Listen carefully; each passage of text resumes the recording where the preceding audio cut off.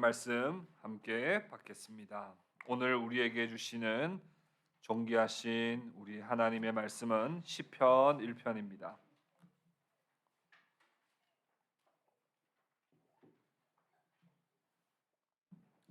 시편 1편 1절부터 6절까지 하나님의 말씀입니다. 시편 1편 1절부터 6절까지 말씀을 우리 교독하여 하나님 말씀을 받도록 하겠습니다. 제가 먼저 읽을게요. 복 있는 사람은 악인들의 꾀를 따르지 아니하며 죄인들의 길에 서지 아니하며 오만한 자들의 자리에 앉지 아니하고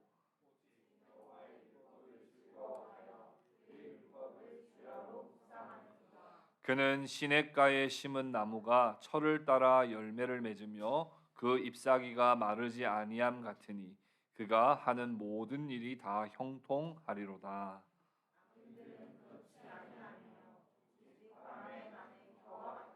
그러므로 악인들은 심판을 견디지 못하며 죄인들이 의인들의 모임에 들지 못하리로다.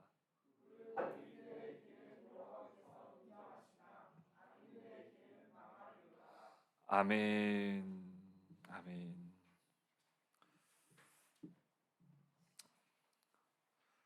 우리 옆에 계신 분들하고 인사 한번 할까요? 힘내세요. 이렇게 인사할까요? 네, 힘내세요. 힘내세요. 네. 우리 조금 더 감성적인 표현으로 한번 또 인사할까요? 살아줘서 고마워. 우리 이렇게 인사해 볼까요? 네, 살아줘서 고마워. 네, 살아줘서 고마워. 네.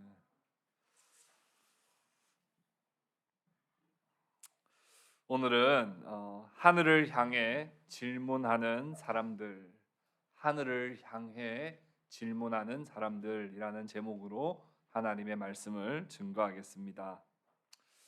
첫 번째, 우리가 말씀은 묵상해야 말씀이다 하는 점을 우리는 기억해야 합니다.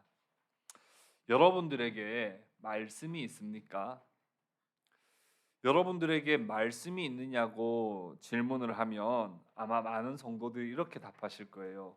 네, 목사님, 저 집에 성경책 한 3권 정도 있습니다. 이렇게 말할 거예요. 또 어떤 분은 이렇게 말할 거예요. 한술 더 떠서, 목사님, 저희 집에는요 NIV, NLT, NASB, 킹 제임스 버전, 헬러 히브리어, 얼마 전에는 성경 유료 앱도 하나 결제해가지고 저는 말씀 보고 있습니다. 이럴지도 모르겠어요.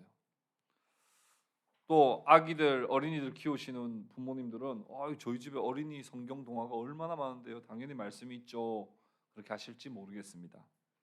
또 어떤 분은 목사님, 그 말씀이 어떤 말씀 말하는 겁니까? 설교 말씀하시는 거예요. 저는 20년 동안 주일 한 번도 빠지지 않고 목사님 말씀 설교 다 들었습니다. 이렇게 말씀하시는 분들도 있을지 모르겠습니다. 또 어떤 분은 한술 더 떠서 저는 목사님 설교뿐만 아니라 유튜브에 구독하고 라디오 듣고 저는 얼마나 많은 설교들을 듣는지 몰라요. 이렇게 하실지도 모르겠어요. 그런데 말씀이 있습니까? 라고 하는 질문은 말씀을 통해 생명을 공급받고 있습니까? 라고 하는 질문으로 바꾸어서 들어야 됩니다. 말씀이 단순히 있느냐라고 하는 질문이 아니라 말씀의 능력을 힘입어 삽니까? 말씀이 주는 교훈을 따라 삽니까? 라고 하는 질문으로 바꾸어서 생각해야 합니다. 집에 단순히 성경책이 있다고 해서 말씀이 있는 게 아닐 수 있어요. 설교를 매주 듣고는 있지만 말씀이 내게 없는 경우가 허다합니다. 여러분, 태초의 사건을 한번 보십시오. 하나님께서 세상을 말씀으로 창조하셨습니다. 그리고 지극히 높으신 하나님께서 피조물에 불과한 인간에게 말씀이라는 걸 해주세요.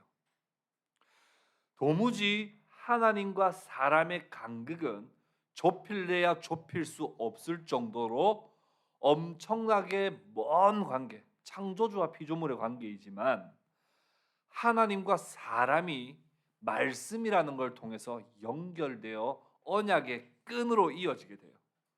그래서 하나님은 말씀하시는 하나님이시요, 우리는 그 말씀을 받는 자로서 하나님과 언약 관계 안에서 연결된 존재로 살게 되었다는 겁니다. 도무지 가까워질 수 없는 관계인데 말씀이라는 걸 통해 연결되었고, 말씀을 통해 우리는 하나님의 생명력과 하나님의 복을 우리는 고스란히 받는 존재로 지음을 받았어요. 그런데 이것을 정확하게 알고 있었던 마귀는 하나님과 연결된 말씀을 끊으려고 교활한 뱀으로 가장하여 말씀을 인간이 버리도록 유혹합니다. 말씀을 헷갈리게 만들고, 말씀을 의심하게 만들고, 말씀을 덜 중요한 것으로 말씀의 권위를 떨어뜨리게 만들고, 말씀보다는 내가 먹음직도 하고 보암직도 한 것을 선택하도록, 말씀대로 선택하지 않고 내 눈에 먹음직하고 보암직하면 그건 네가 해도 되는 거야 라고 유혹하며 말씀을 버리도록 간사한 뱀으로서 유혹을 했습니다. 하나님과 사람이 언약의 말씀의 끈으로 연결되어 있었는데 인간은 그 말씀을 결국 버려버림으로써 하나님과 단절되게 되고, 인간은 하나님으로부터 저주와 비참함 속에 살게 되었습니다. 아담과 하와에게 말씀이 있었습니까? 없었습니까? 말씀이 있었죠. 하나님 말씀하셨잖아요. 그 말씀을 들었잖아요. 그런데 그가 말씀의 생명력을, 그 말씀으로 힘입어 말씀의 교훈을 쫓아 살지 못했다는 것은 아담과 하와가 말씀을 받기는 받았으나 듣기는 들었으나 묵상하지 않은 탓이에요. 그 말씀을 깊이 묵상했다면 마귀가 와서 유혹해도요 쉽게 흔들리지 않습니다. 왜냐하면 동산 중앙에 있는 선악을 알게 한 나무의 열매는 왜 먹지 말라고 말씀하셨을까? 묵상해야죠. 왜지? 왜 먹지 말라고 하시지?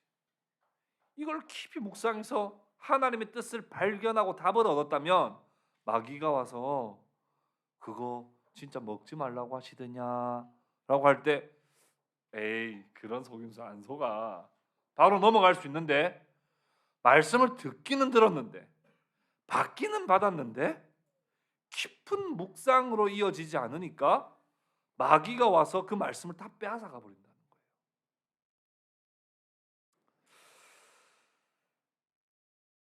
하나님께서 아담에게 찾아오셨습니다. 아담아, 네가 어디 있느냐 물으시자 아담은 어떻게 했습니까? 하나님이 두려워서 나무 뒤로 숨어버렸어요. 이건 뭘 보여주는 그림입니까? 하나님과 사람과의 관계가 끊어지고 깨어졌고 틀어졌다는 걸 보여주는 거죠.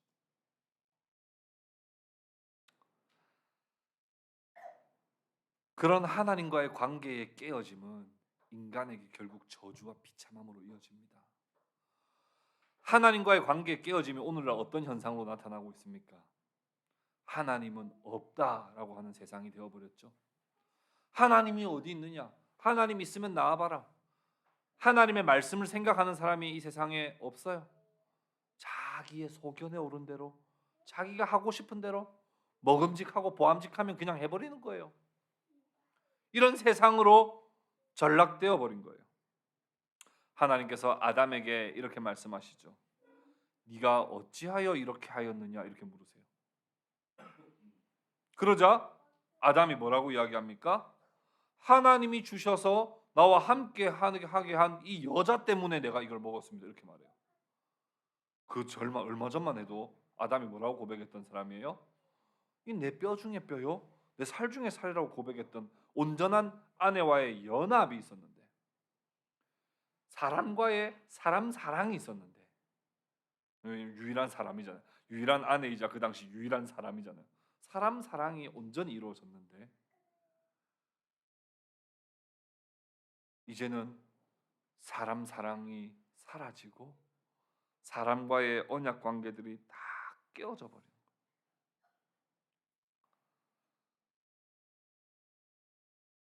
아내와 남편, 부모와 자식, 선생님과 제자,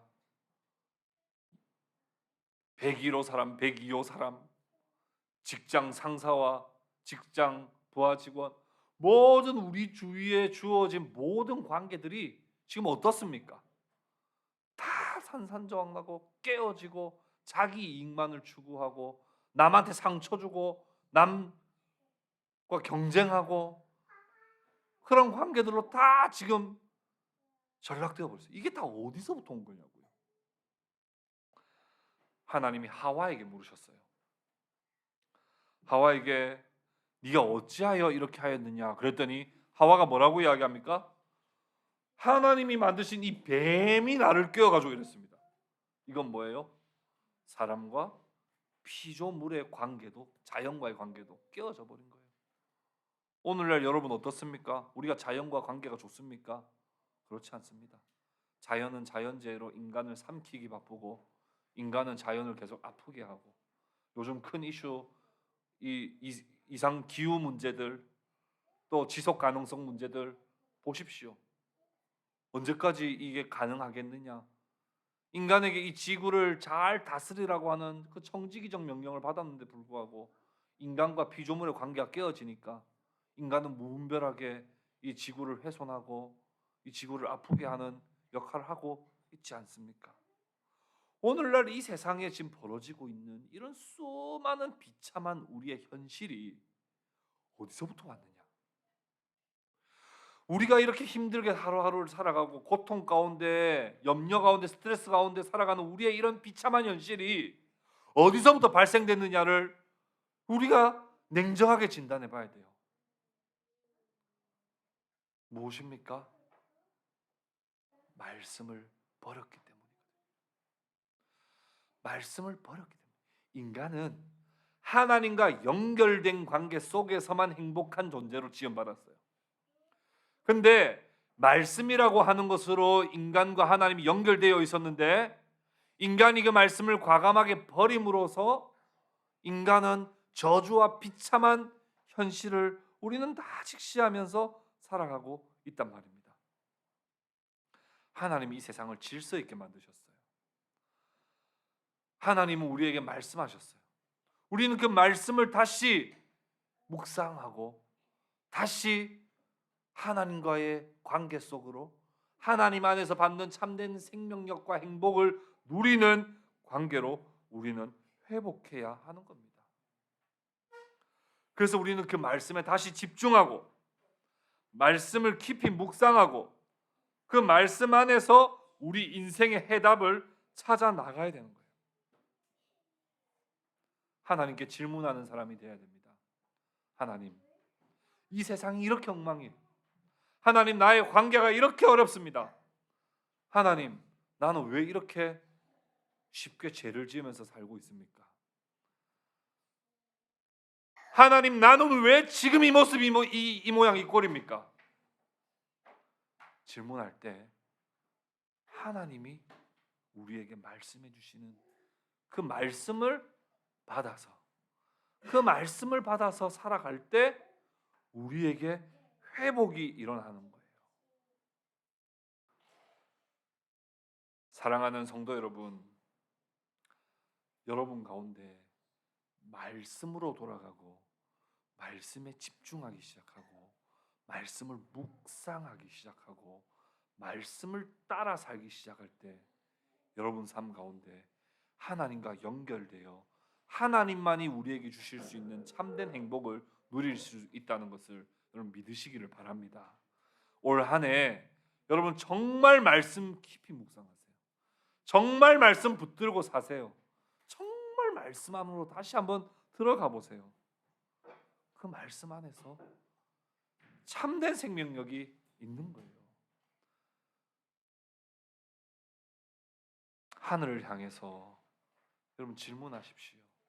하나님, 이 말씀의 의미를 잘 모르겠습니다. 이 말씀이 도대체 나에게 뭘 말씀하려고 하는 겁니까? 이 말씀이 도대체 나에게 무엇을 의미하는 겁니까? 하나님께 질문하십시오. 깊이 묵상하십시오. 설교를 들은 것으로 여러분 절대로 끝내지 마시기 바래요. 설교 들은 것은 아무것도 아니에요. 설교 들은 것은요, 학교 수업에 출석 체크한 것밖에 안 돼요. 그럼 학교 수업, 학교 나가는 목적이 출석 체크입니까? 공부하는 게 만약 목표라면 출석 체크만 하면 안 되죠. 공부를 해야 되듯이. 설교는 한번 듣는 것은 출석 체크에 불과해요. 설교를 듣고 깊이 묵상하세요. 깊이 묵상하세요. 우리는요 좀 당연한 것처럼 돼 있잖아요. 그 지난주 말 들었던 말씀 이번 주에 기억 못 하고 있는 게 되게 그냥 이제 되게 당연한 것처럼 요즘에는 심지어 목사님도 그렇게 말할 때가 있어요. 저도 제가 지난주에 뭐라고 설교했는지 기억이 안 나. 뭐 이렇게 할 때도 있어요. 사실은 생각해 보니까 당연한 거 절대 아니에요.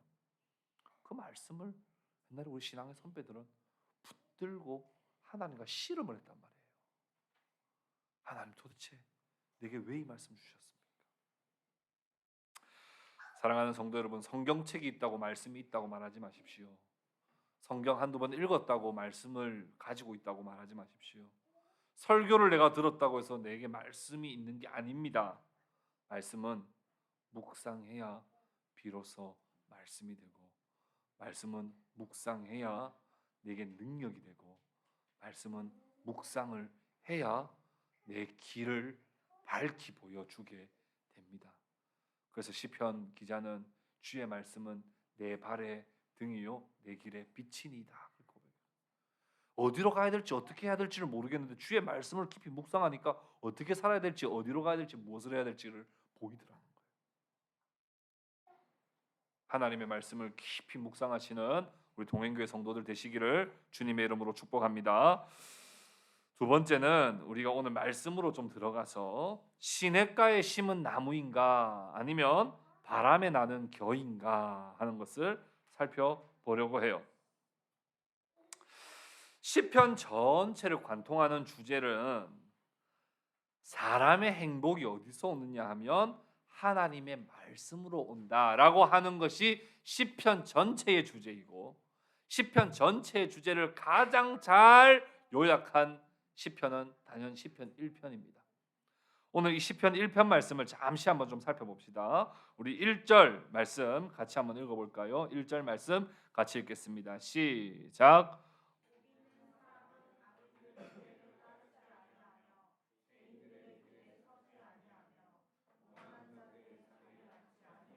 네, 복 있는 사람은 이렇게 시작을 합니다. 우리 성경은.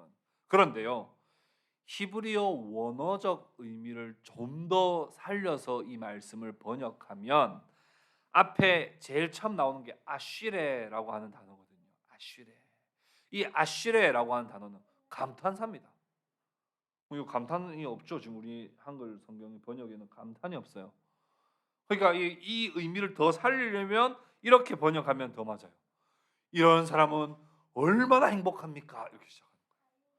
이런 사람은 얼마나 행복합니까? 악인들의 길을 걷지도 않고 죄인들의 길에 서지도 않고 오만한 자리에 앉지도 않는 이 사람은 얼마나 행복한 사람입니까? 이렇게 사실은 번역하는 게 더 정확한 번역이에요. 여러분, 악인들의 길을 따라 걷지 않고 죄인들의 길에 서지 않고 오만한 자들의 자리에 앉지 않는 것 자체가 행복인 것을 믿으시기를 바랍니다. 그러면 세상 사람들 다 그렇게 산다고 똑같이 살지 마세요. 세상 사람들이 행복이라고 추구하는 것들 그것조차 살지 마세요. 여기 한번 보십시오. 복 있는 사람은 이라고 되어 있죠. 복 있는 사람은 지금 단수로 되어 있는 것 같습니까? 복수로 되어 있는 것 같습니까? 단수죠. 그렇죠? 근데 뒤에 보면 뭐라고 되어 있어요? 악인들이라고 되어 있죠. 또 뭐라고 되어 있어요? 죄인들이라고 되어 있죠. 또 뭐라고 되어 있어요? 오만한 자들이라고 되어 있죠. 복 있는 사람 빼고는 다 복수예요. 복 있는 사람은 단수예요. 시편 기자가 고백할 때 이런 의도가 있었을 것 같아요. 어떤 고백이에요? 하나님, 악인들, 죄인들, 오만한 자들, 이 수많은 사람들이 내 주변에 둘러싸여 있습니다. 나는 혼자인 것 같아요. 나는 혼자인 것 같지만 내 주변에 보면 전부 다 악인들, 죄인들, 오만한 자들이 내 삶에 다 둘러싸여 있습니다. 그런데 저는 행복한 사람입니다. 왜요? 나는 그런 사람들이 나를 둘러싸고 있다 할지라도 나는 악인의 삶의 그 길을 걸어가지 않기 때문입니다. 그렇게 고백하는 거예요. 그러면 이 사람은 어떻게 살고 있는 거예요? 2절 말씀 같이 읽어볼까요? 2절 같이 읽어봅시다. 시작. 오직 여호와의 율법을 즐거워하여 그의 율법을 주야로 묵상하는 도다. 오히려 도리어 나는 여호와의 가르침을 항상 즐거워한다는 거예요. 왜요? 그것이 하나님의 가르침이 진리요. 그 안에 생명이 있고 그 안에 행복이 있기 때문인 것을 알기 때문이에요. 그래서 그 가르침을 받는 것을 즐거워할 뿐만 아니라 한 번 들은 것으로 끝내는 것이 아니라 어떻게 해요? 그 말씀을 주야로 계속 묵상한다는 거예요. 계속 묵상한다는 거예요. 저도 뭐 그런 세대는 아닙니다만은 저보다 조금만 선배 세대로 가면 껌이기 할 때, 요즘엔 껌도 안 씹잖아요. 껌이기 할 때 껌 단물 썰어먹고 이렇게 이런 데다가 이렇게 붙여놨다가 저도 그런 세대는 아니에요. 또 떼가지고 또 껌 씹고 맛있다. 또 아까워서 붙여놨다가 또 껌이 너무 귀하니까 껌이 너무 귀하니까 이런 것처럼 주님의 말씀을 내가 즐거워하여 받을 뿐 아니라 그 말씀을 시시때때로 꺼내가지고 씹고 시시때때로 꺼내가지고 씹고 씹는다는 거예요. 내 주변 사람들은 온갖 꼼수, 술수, 온갖 방법으로 자기들의 그 비참함을 씻어보려고 행복하겠다고 그렇게 살고 있는데 나는 어디에서 행복이 오는 줄 알아요. 그래서 나는 그의 말씀을 즐거워할 뿐 아니라 그 말씀을 주야로 계속 묵상한다. 설교를 한번 듣는 것으로 끝나지 않고 성경을 오늘 본문을 읽은 것으로 끝나지 않고 계속 묵상하는 거예요. 하늘의 비밀을 깨닫는 그 기쁨. 여기 사람들은 다 답을 몰라요. 근데 나는 답을 알아요. 여러분 그런 적 있어요? 공부 잘하시는 분들은 또 그런 적 있을 수 있어요. 남들 다 틀린 문제인데 나만 맞춰서 그런 경험 있으신 분들은 없는 것 같네요. 제가 보니까 남들 틀리는 문제 나도 틀려. 자기만 맞춰보세요. 얼마나 기쁜데. 남들이 다 어떤 길을 가든 상관없어요. 나는 참 생명이 어디서부터 오는지 알기 때문에 그분의 말씀을 즐거워하고 그분의 말씀을 계속 묵상하는 거예요. 그런 삶은 어떤 삶이냐? 3절에서 이렇게 말하죠. 같이 읽어봅시다. 3절 같이 읽읍시다. 시작. 그는 시냇가에 심은 나무가 철을 따라 열매를 맺으며 그 잎사귀가 마르지 아니함 같으니 그가 하는 모든 일이 다 형통하리로다. 그런 사람은 어떤 사람이냐 하면 마치 시냇가에 뿌리를 깊게 내린 나무라는 거예요. 그 나무는요 계속 계속 물과 자양분을 공급받아요. 그러니까 봄은 봄대로, 여름은 여름대로, 가을은 가을대로, 겨울은 겨울대로 철을 따라서 열매를 맺고 잎이 마르지 않는 거예요. 잎이 마르지 않는 거예요.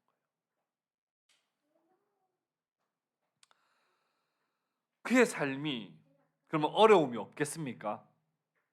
그런 삶에 어려움이 있을까요, 없을까요? 있어요. 말씀 보는 사람에게는 어려움이 피해가는 게 아닙니다. 말씀 묵상하는 사람에게는 어려움이 피해가지 않아요. 그런 사람에게도 말씀이 와서 그대로 와서 말씀을 묵상하는 사람들이 다른 것들이 와서 그대로 들이받는단 말입니다. 그런데 말씀을 묵상하는 사람은 어떻게 그 삶이 형통하다고 고백할 수 있어요? 그게 해석돼요. 말씀 묵상 안 하는 사람은 그 해석이 안 됩니다. 그저 괴로워하고 내 인생을 계속 비난하고 신세 한탄할 뿐입니다. 그러나 말씀을 깊이 묵상하는 사람에게도 풍랑은 들이닥치고 파도는 밀려오지만 그 사람은 파도를 타는 거죠. 파도를 부딪혀가지고 물 먹는 사람이 있는가 하면 파도가 몰려올 때 기회다 싶어서 파도를 타는 사람들이 있어요. 말씀을 묵상하는 사람들은 그 파도를 타는 사람이란 말이에요. 그러니까 시들지가 않아요. 그의 삶에 풍파가 없는 게 아닌데 시들지 않아요. 봄은 봄대로 열매를 맺고 더울 땐 더울 때대로 열매를 맺고 춥게 눈이 쌓일 땐 눈이 쌓일 대로의 아름다움이 비춰지는 거예요. 하나님의 말씀을 늘 묵상하는 사람은요. 장미꽃이 하나님께 이렇게 한탄하면서 질문을 했대요. 하나님, 왜 내게 이렇게 가시를 많이 주셨습니까? 왜 내게 이렇게 가시를 많이 주셔서 나로 하여금 힘들게 합니까? 가시 좀 없어주세요. 그랬더니 하나님께서 이렇게 말씀하셨대요. 내가 너에게 가시를 준 게 아니라 내가 너에게 꽃을 준 거란다. 응? 아, 저는 제가 꽃인 줄 알고 왜 가시를 주냐고 말했는데 알고 보니 내가 가시나무인데 하나님이 꽃을 갖다 붙여주신 거였군요. 하나님께 질문하고 하나님께 묵상하고 하나님의 뜻을 찾는 사람에게는요, 관점의 차이가 생기게 되고 해석의 폭이 넓어지게 되고 하나님의 깊은 지혜가 임하게 돼요. 그래서 비로소 내가 누군지를 깨닫게 되고 내 인생이 무엇인지를 깨닫게 되고 하나님이 어떤 분이신지를 깨닫게 돼요. 근데 묵상 안 하고 기도 안 하고 질문하지 않는 사람은요, 맨날 왜 나한테 가시가 있느냐고 맨날 불평만 하는 거예요. 자기가 꽃인 줄 아는 거예요. 아닌데 내가 너한테 꽃을 준 건데. 그런가요? 이게요, 말씀을 주야로 묵상하는 사람에게만 생기는 하나님의 은총입니다. 그런데 불행한 사람들, 악인들, 죄인들, 오만한 자들은 어떻습니까? 우리 4절 말씀 같이 읽어보겠습니다. 4절입니다. 악인들은 그렇지 아니하며 오직 바람에 나는 겨와 같도다. 바람에 나는 겨와 같아요. 바람에 나는 겨. 여러분, 바람에 나는 겨가 뭐예요? 이 곡식 같은 거를 키질을 하죠. 키질을 하고 나면 그 알곡들은 어떻게 돼요? 무게감이 있어서 툭툭 떨어져요. 무게감이. 그런데 겨는 어떻게 돼요? 슉, 후 하면 슉 날아가 버려요. 여러분 인생에 묵상이 쌓이면요, 인생이 알곡처럼 무거워져요. 근데 묵상 없이 내 적흥에 의해서 내가 그냥 하고 싶은 대로 내 원하는 대로 그냥 하면서 살면요, 가벼워요. 그 인생이 슉 날아가 버려요. 그 날아가 버린다는 건 가볍다는 의미뿐 아니라 그 인생이 허무하다는 거예요. 허무하다는 거예요. 5절 말씀 같이 읽어봅시다. 5절입니다. 시작. 그러므로 악인들은 심판을 견디지 못하며 죄인들이 의인들의 모임에 들지 못하리로다. 너무 안타깝습니다. 너무 안타깝습니다. 그렇다고 악인들이, 죄인들이, 오만한 자들이 열심히 살지 않느냐? 그건 아니거든요. 그 사람들도 열심히 살아요. 그 사람들도 몸부림칩니다. 눈물 날 정도로 열심히 삽니다. 근데 제가 지지난주에도 말씀드렸습니다마는 방향을 모르는 채 열심히 살면 어떻게 된다고요? 잘못된다고요.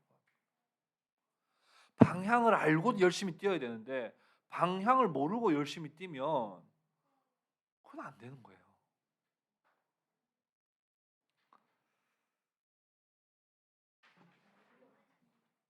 아무리 열심히 살아도, 아무리 열심히 달려가도 열쇠를 안 들고 나오면 큰일 나는 거예요. 빨리 가려고 빨리 차 운전해서 빨리 가야 되겠다고 얼른 주차장으로 뛰어나갔는데 열쇠가 집에 있네. 돌아가야 되죠. 중요한 걸 놔두고 오면 다시 돌아가야 된다니까요. 방향이 틀리면 돌아가야 될 길이 더 멀어요. 여러분, 열심히 사는 것보다 중요한 건 방향을 바르게 하는 거. 열심히 달려가는 것보다 더 중요한 건 내가 챙겨야 될 것을 제대로 챙겨가는 거예요. 그게 뭡니까? 하나님의 언약의 끈인 말씀으로 돌아가 말씀을 묵상하는 거예요. 마지막 6절 말씀 같이 읽어봅시다. 무릇 의인들의 길은 여호와께서 인정하시나 악인들의 길은 망하리로다. 열심히 살았는데 마지막 최후 심판 때 가가지고는 너 지옥, 너 죽음, 너 저주, 재앙, 얼마나 서글프고 힘들겠습니까? 여러분, 교회 봉사를 열심히 했는데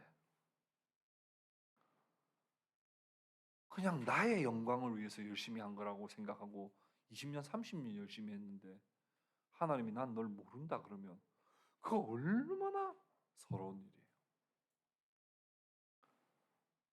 여러분, 우리가 열심히 사는 거 중요하지만 열심히 살기 위해서는 하나님께서 인정하시는 길, 하나님께서 내가 너 알아 라고 해주시는 그 길을 우리가 걸어갈 때 하나님의 인정을 받을 수 있다는 것을 우리가 기억하시기를 바랍니다.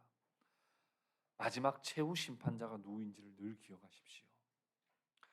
최후 심판자가 내는 문제 출제 유형을 여러분 아셔야 돼요. 시험 출제하는 사람은 시험 문제를 여기서 내려고 하고 있는데 이거 공부 다 외우면 무슨 의미가 있어요? 이거 한 문제도 못 풀어요. 근데 오늘 성경은 우리에게 명확하게 말해줍니다. 어떤 사람이 행복하다고요? 여호와의 말씀을 즐거워하고 그의 말씀을 주야로 묵상하는 자가 행복한 사람이다라고 하는 출제 유형이 있어요. 그거에 맞춰 살 때 우리는 최후의 심판대 앞에서도 하나님의 인정을 받고 살 수 있는 것입니다. 저는 간절히 바라기를 우리 동행교회 성도님들 모두가 시냇가에 심은 나무처럼 잎사귀가 마르지 아니하고 철을 따라 여러분들이 봄을 보낼 때도 있을 것이고 여름을 보낼 때도 있을 것이고 가을을 보낼 때가 있을 것이고 지금은 추운 겨울을 보낼 때가 있을 거예요. 근데 어느 계절이나 상관없이 시냇가에서부터 흘러 들어오는 물과 자양분을 늘 공급받아서 철을 따라 아름다운 열매를 맺는 그런 시냇가에 심은 나무가 다 될 수 있기를 우리 주님의 이름으로 축복합니다. 우리가 세 번째로 마지막으로 한번 생각해 보려고 하는 것은 말씀과 온전히 하나 되는 거예요. 말씀과 온전히 하나 되는 거예요. 우리는 흔히 말씀을 내 몸에 붙이지 못하고 좀 떨어져서 다니는 경향이 있습니다. 묵상하지 않아서 그렇습니다. 묵상하지 않아서 그래요.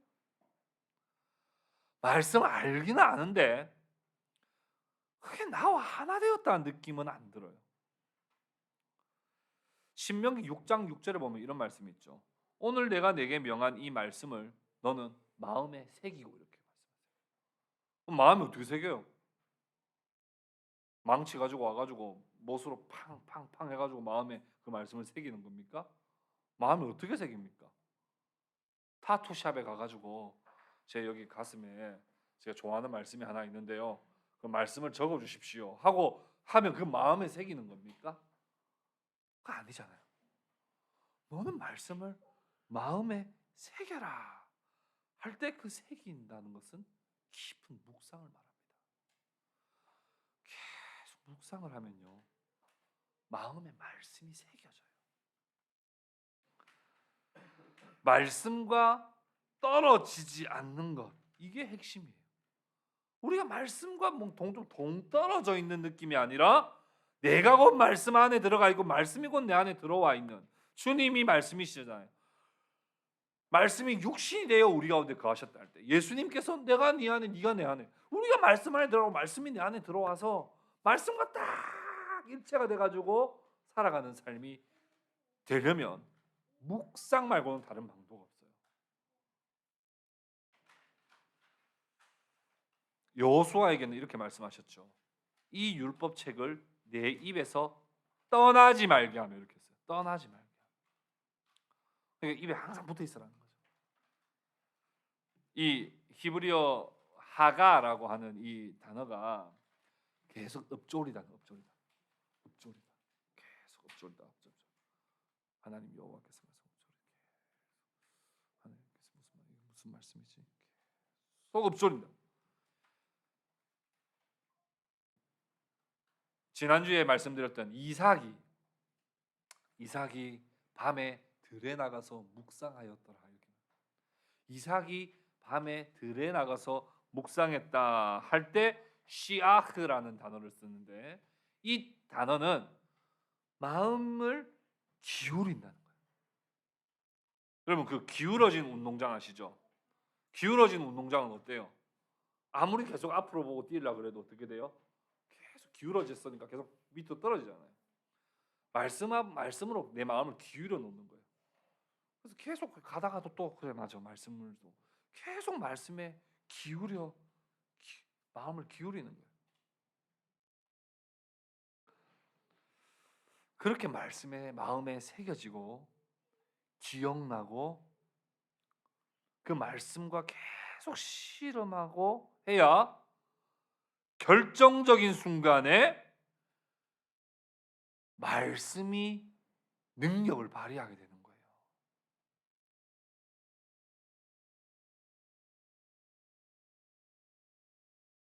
그 말씀으로 실험했을 때, 그 말씀이 내 마음에 새겨져 있고 내 마음에 온몸이 하나가 되어 있을 때, 위기의 순간, 시험이 오는 순간에 그 말씀이 생각나고 그 말씀대로 반응하고 그 말씀으로 이겨내는 삶을 사는 것이죠.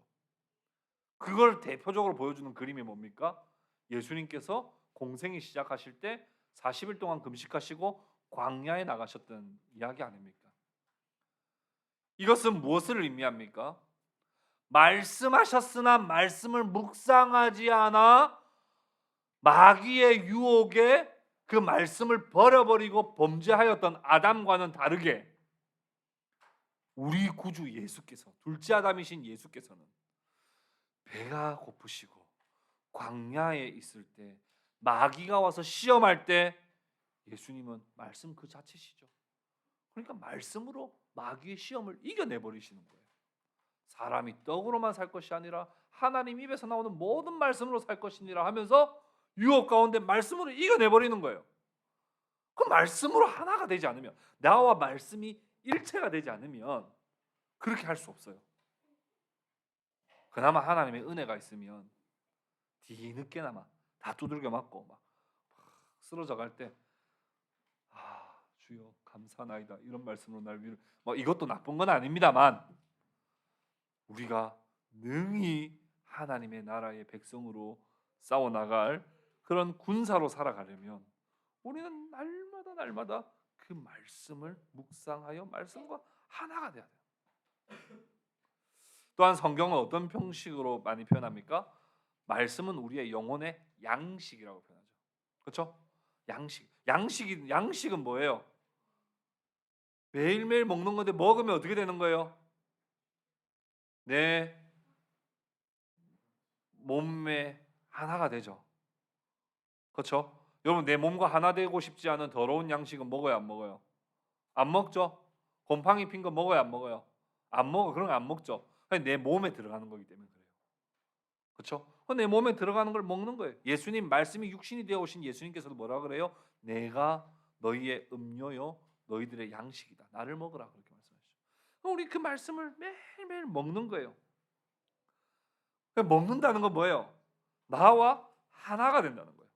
말씀과 내가 구분되지 않아요. 말씀은 여기 있고 나는 여기 있어요가 아니라 내 안에 말씀이 있기 때문에, 말씀이 어디 있냐 그러면 사람을 찍을 수밖에 없는 거예요. 왜냐하면 내 안에 말씀이 있기 때문에. 내 안에 말씀이 있는 거예요. 그래서 이걸 소화시키죠. 그런데 어떤 사람들은 어떻게 해요? 단물만 빼놓고 소화를 못 시키는 사람이 있어요. 그러면요, 영양분이, 맛은 보는데 영양분이 내 몸에 들어오지는 못합니다. 근데 이걸 다 소화시키는 거예요. 소화시키는 거예요. 근데 여러분, 말씀을 여러분 읽어보셨겠지만 말씀 읽으면 소화가 바로바로 잘 됩니까? 안 됩니까? 안 되죠.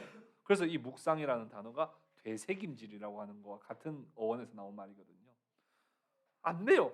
말씀 먹었는데 안 돼. 다시 올려서 다시 또 씹고 내려. 내 몸에 충분히 흡수가 잘 안 돼. 다시 되새김질 계속. 그래서 비로소 소화가 될 때 내 몸에 필요한 영양분으로 다 전달돼요. 근데 말씀을 먹고 나면 배설물 나옵니까? 안 나옵니까? 말씀은 또 배설물도 안 나와요. 음식은 먹으면 배설물 나오지만 말씀은 먹으면 배설물도 안 나와. 그러니까 내 몸에 완전히 동화되어 일체가 되어 버리는 거예요. 이게 묵상입니다. 이게 묵상이에요.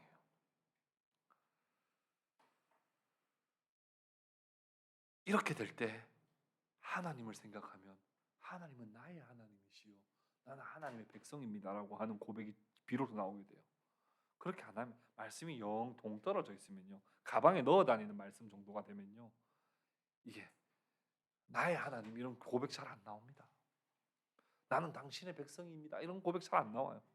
말씀을 씹어 삼켜서 먹어서 계속 내 몸에 하나가 되어 버려야 돼요. 말씀을 정리하겠습니다. 종교개혁자 마틴 루터는 21살의 나이에 대학을 등교하던 길에 갑자기 폭풍이 몰아치고 벼락이 내리면서 옆에 있던 친구가 벼락에 맞아 죽는 사고를 경험합니다. 그때 마틴 루터가 하나님, 내가 수도사가 되겠습니다 하고 수도원에 돌연히 들어갑니다. 수도원에 들어가서 자신의 이 불안과 죄의 문제를 해결하기 위해서 매일 5번씩 구별해서 기도하고 금식 생활을 하고, 그렇게 수도 생활을 하는데 자신의 죄의 문제가 해결되지 않는다는 느낌이 계속 들었어요. 그래서 죄의 문제를 해결하기 위해서 고해성사를 하잖아요. 고해성사를, 죄가 생각날 때마다, 죄가 떠올려질 때마다 고해성사를 사제한테, 담당 사제한테 가서 고해성사를 계속합니다. 마틴 루터 사제가 이렇게 말했다 그래요. 제발 죄를 한꺼번에 모아서 오면 안 되겠나? 나도 좀 쉬자. 하루 종일 고해성사한다고 계속 와가지고 고해성사하면 나는 어떻게 사나? 그냥 루터는 죄의 문제가 해결이 안 되는 거예요. 불안한 거예요. 나도 죽을 것만 같고, 죽고 나면 나는 왠지 지옥 갈 것만 같고, 계속 불안해서 이 문제가 해결이 안 되는 거예요.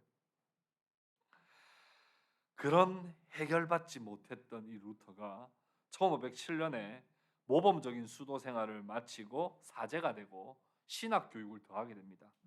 그래서 석사, 박사 공부까지를 해서 비텐베르크 대학에서 신학 박사가 1511년에 되고 1513년부터 시편, 로마서, 갈라디아서, 히브리서 주석을 쓰고 그렇게 말씀을 가르치는 교수가 되었어요. 그런데 루터가 경험한 것은, 내가 성경을 가르치고 있는데, 신학교 교수인데 말씀과 내가 일치가 안 돼요. 말씀과 내가 하나가 안 되는 느낌이야. 가르치고는 있는데 잘 모르겠어. 가르치고는 있는데 충분히 소화되지 않는다는 것을 솔직히 느꼈어요. 특히 로마서 1장 17절 말씀, 오직 의인은 믿음으로 말미암아 살리라 하는 이 말씀을 알지도 못하는 채 가르치고 있었어요. 가슴이 달구어지지도 않는 채 가르치고 있었어요. 어느 날 로마 성 베드로 성당에 방문할 일이 있었는데 무릎으로 계단을 28개 계단을 올라가면 우리의 죄를 용서해 주신다라고 하는 그 말씀을 듣고 루터도 무릎으로 계단을 오르는데 깊은 회의감에 빠집니다. 하나님이 이렇게 우리 죄를 용서하신다고? 아무리 생각해도 이건 아닌 것 같은데. 그때 로마서 1장 17절을 가지고 씨름을 해요. 그 말씀 한 구절을 나와 내 몸에 소화시켜서 나와 하나가 되기 위해서 씨름을 하고 붙잡고 되새김질합니다. 그때 이런 행위가 나를 구원하는 것이 아니라 오직 그리스도 용서하시는 복음을 믿는 믿음으로 우리가 구원을 받는 것이구나 라고 하는 로마서 1장 17절의 그 말씀을 깨닫고 체득하게 돼요. 우리로서는 당연한 건데 16세기 그 당시는 사람들 아무도 그 생각을 안 했단 말이에요. 면벌부를 사서 죄를 감량시키려고 하고 감하려고 하고 계속해서 이렇게 어떤 행위로 뭔가를 증명하려고 했는데 로마서 1장 17절 오직 의인은 믿음으로 말미암아 살리라는 이 말씀이 이제는 깨달아지면서 교황청을 대항하여 비텐베르크 대학 입구에 95개조 반박문을 붙이면서 교회 개혁이 일어났고 그 교회 개혁의 열매가 우리 개신교 프로테스탄트 아니겠습니까? 성경을 가르치는 교수였지만 성경과 일치되지 않아서 그 말씀이 소화되지 않아서 실험했던 그 마틴 루터에게 하나님 마침내 깨달음을 주시고 교회를 개혁하고 신앙을 개혁하는데 놀라운 도구로 하나님이 사용해 주셨다는 거예요. 저도 어제 11시 반까지 설교 준비를 하고 하나님 이제 하나님이 알아서 하세요. 저도 이제 모르겠습니다 하고 이제 집으로 갔어요. 왜 그랬냐 하면 이 말씀이 다 소화가 안 되는 거예요. 설교 한 편 쓰는 거예요. 어렵지 않지만 이 말씀이 내게 소화가 정말 되어서 정말 시냇가에 심은 나무 하늘을 향하여 질문하는 그 심정을 우리 성도들과 함께 나누고 싶은데 이 말씀이 다 소화되지 않은 채 설교단에 올라가려니 마음이 안 편한 거예요.